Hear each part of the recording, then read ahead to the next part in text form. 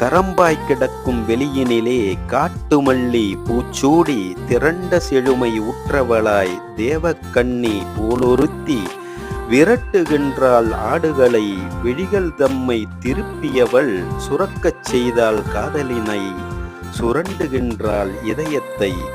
ஆடு மேய்க்க வந்தவளாய் அவளை காண தோன்றவில்லை. கூடு விட்டு பறந்து வரும் குருவி சிட்டாய் வந்தவளை நாடிச் சென்றே மின்குரலில் நன்றாய் ஆடு மேய்ப்பவளே வீடோ உனக்கு எங்கென்றேன் விக்கி விக்கி பதில் சொன்னாள்.